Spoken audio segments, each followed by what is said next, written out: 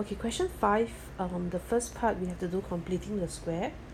So what we can do is to sort them accordingly first. Okay, now reminder, we only need to care about these two terms. So we're going to complete the square for these two terms.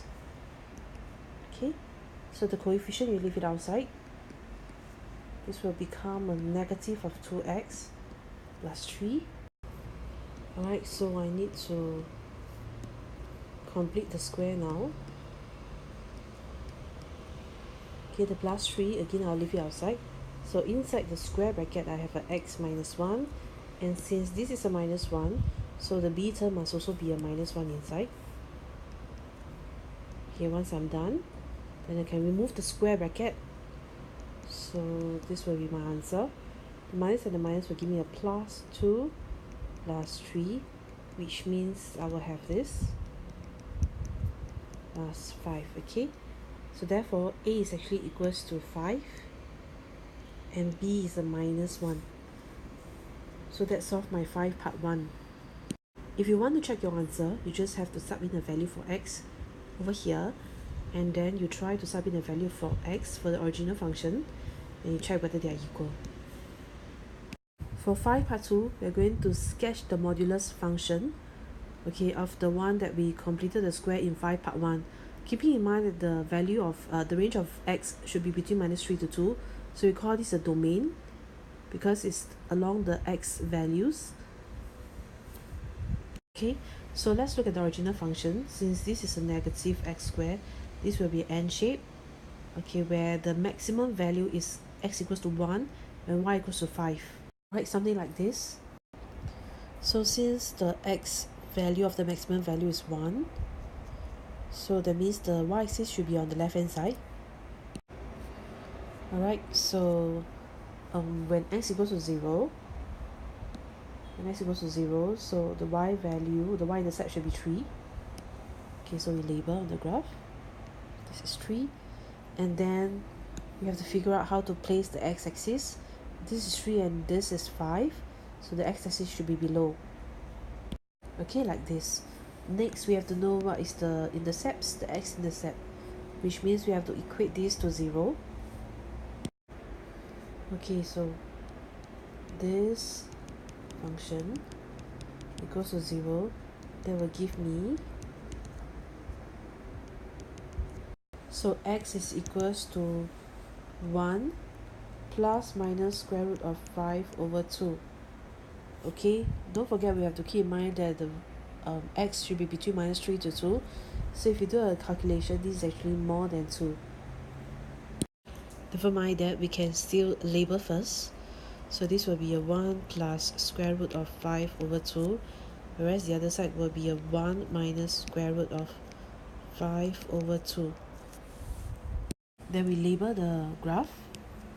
So this is y equals to 3 minus 2x squared plus 4x. Then next we have to consider the modulus now. Whichever is above the x-axis will remain above, unchanged. And we have to flip these two sides so that it becomes above the x-axis. Which means before we do that, we have to remember later we have to dot this. Okay, so we have to flip. Okay, so we have to curve this upwards. And this part also, it curves upwards.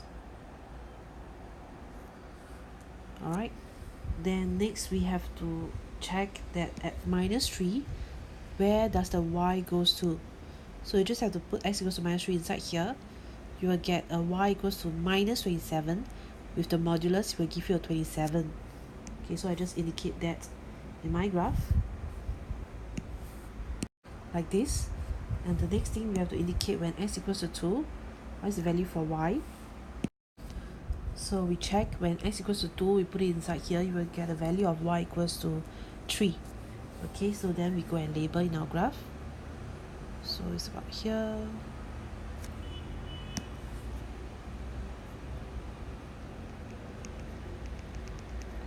Okay, this is a value of 2. If we trace our graph, it should be this way. And then all the way will end here.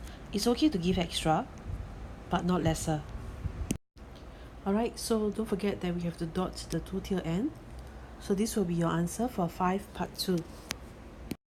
For 5 part 3, we're supposed to find the x coordinates of the point of intersection between the curve and the line y equals to 3. So if I have a line y equals 3, we have to think how many points will it cut the original graph. So there'll be one point of intersection, another point of intersection, and the third one here. So there's 3 altogether. Okay, of which we already know 2 of the answer. One is x equals to 2, and the other one happened when x equals to 0. So we have to find one more point over here. Okay, so it means that it can be either equals to a minus 3 originally or 3. Now if we observe the original function, this part is the one that we wanted to find out, and it was originally minus 3. So solving this will give me the x value that I want, whereas this you can already predict from the graph itself. It's either at 0 or at 2. Okay, so I will solve this. This will give me 2x squared minus 4x